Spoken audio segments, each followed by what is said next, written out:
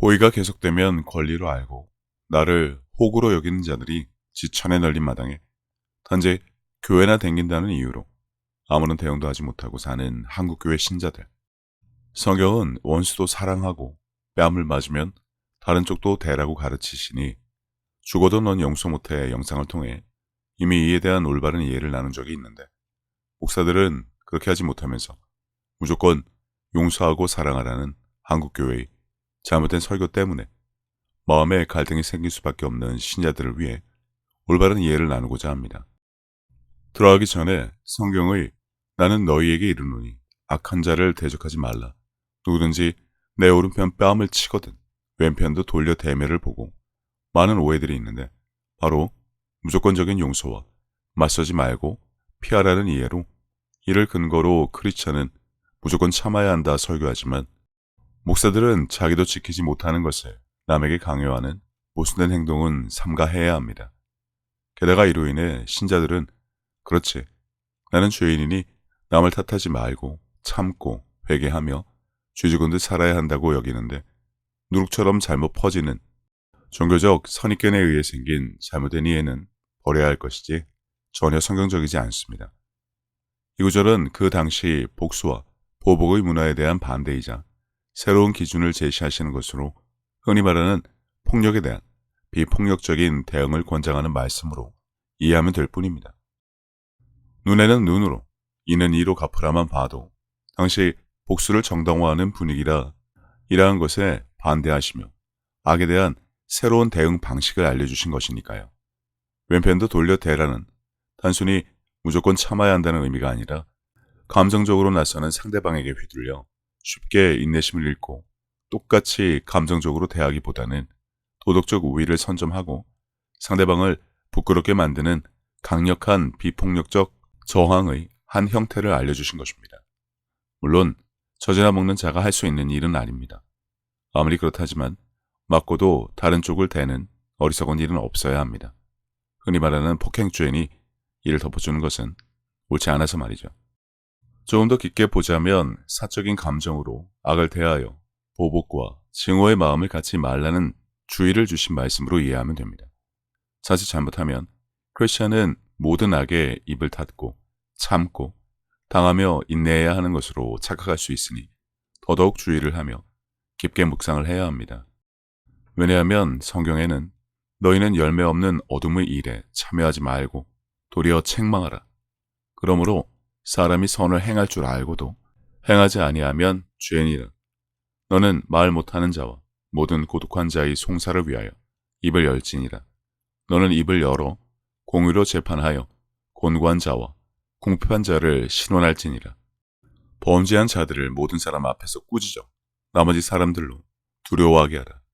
사람아, 주께서 선한 것이 무엇임을 네게 보이셨나니 여호와께서 네게 구하시는 것은 오직 정의를 행하며 인자를 사랑하며 겸손하게 내 하나님과 함께 행하는 것이 아니냐와 같은 말씀을 보면 결코 불의와 악을 보면서도 그냥 있으라는 말씀이 아닌 것입니다. 하나님의 이름과 공의를 위해 정의를 구현해야 할 일에 결코 침묵하지 말라는 것이죠. 다시 말씀드리지만 불필요한 의협심과 정의감에 불타 섣부른 언행을 함으로 악한 것이 마음에 심겨지지 않도록 주의하라는 말씀이지 무조건 참아야 한다, 인내해야 한다는 식으로 이해하시면 안 됩니다. 이제 본론으로 들어가 우선 용서에 대한 대표적인 구절들을 먼저 보자면 너희가 사람의 잘못을 용서하면 너희 하늘 아버지께서도 너희 잘못을 용서하시려니와 너희가 사람의 잘못을 용서하지 아니하면 너희 아버지께서도 너희 잘못을 용서하지 아니하시리라. 서서 기도할 때 아무에게나 혐의가 있거든 용서하라. 그리하여야 하늘에 계신 너희 아버지께서도 너희 허물을 사하여 주시리라 하시니라. 너희는 스스로 조심하라. 만일 내 형제가 죄를 범하거든 경고하고 회개하거든 용서하라.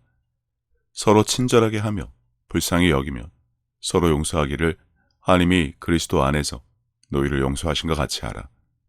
누가 누구에게 불만이 있거든 서로 용납하여 피차 용서하되 주께서 너희를 용서하신 것 같이 너희도 그리하고가 대표적인데 앞서 살펴본 것처럼 무조건적인 용서와 사랑을 교회에서 강조 아닌 강요를 하는데 이는 성경의 가르침과 다릅니다.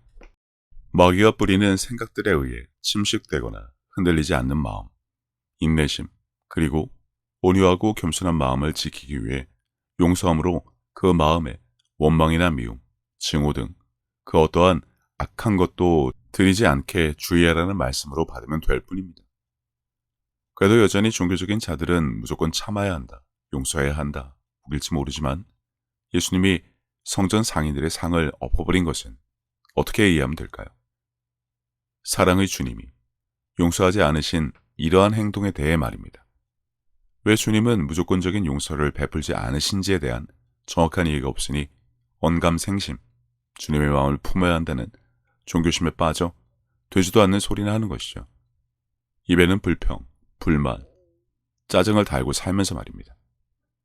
하나님은 사람이 할 수 없는 일을 강요하시는 분이 아니시기에 절대적이고 무조건적인 사랑과 용서는 하나님만 하실 수 있고 사람이 할 수 없다는 것을 모르시지 않나 한국교회만 이를 강요하고 있죠. 그래서 여신자 성폭행한 목사 용서해 주라며 피해자와 그 가족들을 찾아가 강요하는 신자들이 널렸을지 모르지만 자기에게 올 책임을 회피하기 위해 미리 이런 말 같지도 않은 설교로 밑밥을 뿌린 것은 아닐까 싶은 생각마저 들 만큼 제가 한국교회 목사들의 타락은 성경 모독에 버금가는 죄의 수준에 올라온 지 오래입니다. 여기서 또 일부 목사만 그런다는 자들이 널린 것을 알 수 있는데 그래서 일부 목사만 그러고 일부 피해자만 있으니 그냥 덮으면 되겠습니까? 당신네들 교회 목사만 안 그러면 세상이 소돔과 고모라가 되어도 나만 천국 가면 된다는 심보로 지옥행 기차에 탄 줄도 모르고 입이나 놀려대면 그만일까요? 요즘 쯔양 사건으로 유튜브가 난리가 났던데 그녀의 주변에만 쓰레기 인간들이 있는 것이 아닙니다. 최신 정보에 의하면 그녀를 협박한 자가 자살을 해서 자기가 근무하는 병원에 실려왔다며 실명 등을 거론했는데 결국 이것도 주작으로 밝혀졌죠. 아무튼 어떻게든 관심을 받아보려고 발악을 하는 관종병 환자들의 종특은 이처럼 세상에만 국한된 것이 아니라 위선의 탈을 쓰고 교회나 댕기면서 신자들에게도 갑질에 온갖 배설물 같은 추잡한 짓을 하는 자들은 발의 차이지만 안 그런 척 역겨운 짓을 하는 것뿐이죠. 이처럼 한국교회는 스스로 이를 지키지도 못하면서 무조건적인 절대적 용서를 주님의 가르침이라고 가르치며 절대적 용서란 어떠한 상황에서도 무조건 참아주고 용서해야 한다지만 성경을 깊이 있게 살펴보면 이러한 해석은 많은 모순을 내포하며 오히려 성경의 가르침을 왜곡할 수 있습니다. 다시 말하지만 성전에서 상인들의 상을 엎은 사건도 그렇죠. 범죄한 자들을 모든 사람 앞에서 꾸짖어 나머지 사람들로 두려워하게 하라의 근거에서 이해를 하면 되니까요. 잘못된 것을 바로잡고 공의를 실천하는 것이 크리스찬의 책임이란 것만 알아도 죄인 코스프레나 하며 뒤로 숨는 비겁한 행동은 하지 않을 것입니다. 조금 더 보자면 성경은 용서뿐만 아니라 정의와 공의를 강조하고 있습니다. 미가 6장 8절은 사람아 주께서 선한 것이 무엇임을 내게 보이셨나니 여호와께서 내게 구하시는 것은 오직 정의를 행하며 인자를 사랑하며 겸손하게 내 하나님과 함께 행하는 것이 아니냐를 통해서도 알 수 있죠. 이는 하나님께서 정의를 행하고 공의를 실천하는 것을 중요하게 여기신다는 것을 의미하니 말입니다. 사실 절대적 용서는 악을 방관하거나 묵인하는 결과를 초래할 수 있는데 이는 사회적 정의와 공의를 저해하며 피해자에게 2차 피해를 줄 수 있기 때문에 목사의 여신자 성폭행 사건에서 목사를 용서하고 피해자에게 용서를 강요하는 한국교회 신자들의 삐뚤어진 언행이 그 결과란 것을 알 수 있습니다. 따라서 절대적 용서는 성경의 가르침을 왜곡하며 진정한 용서와 화해의 의미를 퇴색시킬 수 있으니 올바른 이해를 가지고 시기적절한 언행을 해야 한다는 것을 분명하게 알아야 합니다. 무조건적인 용서는 단편적인 성경의 이해, 예수님의 사랑에 대한 오해에서 비롯된 것으로 이는 지극히 종교적인 관점에서만 해석될 수 있습니다. 성경은 용서를 강조하지만 그 용서는 진정한 회개와 변화의 과정을 동반하는 것을 간과한 결과란 것이죠. 영화 밀양에서 아들을 죽인 가해자를 용서하러 찾아가자 그가 이미 신에게 용서를 구하고 받았다는 말을 한 장면을 기억하실 것입니다. 내가 용서하지 않았는데라는 주인공의 대사도 말이죠. 성경적인 용서란 상대방의 잘못을 더 이상 문제 삼지 않고 마음에서 그 빛을 탕감해주는 행위를 의미하기에 이는 하나님께서 우리 죄를 용서하시는 방식에서 비롯된 것입니다. 회개와 회심, 그리고 하나님과의 관계 회복으로 이어지는 단계를 의미하는데 회개 없는 용서는 죄를 묵인하거나 방관하는 것으로 오해될 수 있습니다. 왜냐하면 정의와 공의를 무시한 용서는 피해자의 진정한 회복과 화해를 가져올 수 없으니까요. 이웃사랑의 관점에서 보자면 설사 하나님께 용서를 받은 것으로 간주한다 하더라도 이는 가해자와 하나님 사이의 일이지 피해자의 회복과는 전혀 아무런 상관이 없을 뿐입니다. 인간관계에서의 용서는 가해자가 피해자에게 회개하고 용서를 구하는 것이 우선되어야 하는데 이는 인간관계의 회복과 정의 실현을 위한 중요한 단계입니다. 그러나 자매를 교회에 감금하고 성폭행을 한 목사가 법원에 자필 반성문과 성경 필사를 수십 장 제출하고는 정작 피해자에게 아무런 사과조차 하지 않은 사건만 보더라도 한국교회 목회자들의 책임의식과 회개와 용서에 대한 이해 수준을 알 수 있습니다. 이처럼 한국교회는 성경을 제대로 이해하지 못한 채 자신들도 할 수 없는 그리고 하지 않는 무조건 덮어주고 용서하여 그리스도의 사랑을 실천하라는 엄한 설교를 한다는 것입니다. 이러한 무조건적인 용서는 여러 가지 위험성을 내포하고 있는데 예를 들어 피해자가 받은 고통을 무시하고 가해자의 잘못을 제대로 바로잡지 않는 경우가 발생하기 때문이죠. 앞에서 설명했지만 한국교회 신자들이 피해자에게 목사 봐주라고 강요하는 짓을 서슴지 않고 하는 것을 통해 분명한 이해를 갖기 바랍니다. 이는 성경에 언급된 정의와 공의를 세우기보다는 불의를 방관하는 결과를 초래할 수 있으니 말입니다. 하기사 술 먹고 남자가 여자 성폭행하고 그럴 수도 있지란 생각을 하는 꼰대, 시애미자라는 일도 있으니 교회라고 뭐 다를까요? 마지막으로 손양원 목사님의 일화를 다루었으면 합니다. 손양원 목사님은 한국 기독교 역사에서 매우 존경받는 인물로 그의 용서와 사랑의 행적은 많은 사람들에게 감동을 주었지만 그분의 아들을 죽인 자를 양자로 삼은 것은 절대적, 무조건적인 용서와 사랑이라 여기는 자들이 많은데 역시나 이러한 잘못된 주장들 때문에 마음의 갈등을 갖는 이들이 많습니다. 한국교회 설교에도 자주 인용되지만 실상은 전혀 그렇지 않고 이러한 무조건적인 사랑은 신중함의 필요성에 대해 다시 한번 생각하게 할 뿐입니다. 각설하고 양자로 받아들여진 이후 살인한 것에 대한 용서를 받아 양자로 받아들여진 그의 정신적 고통은 그의 심리적 상처에서 기인한 것으로 보이는데 그는 무거운 죄책감과 죄의식으로 인해 심리적으로 큰 고통을 겪었을 것입니다. 게다가 손양원 목사님의 가족들도 그를 양자로 받아들이는 과정에서 큰 심리적 충격과 어려움을 겪었습니다.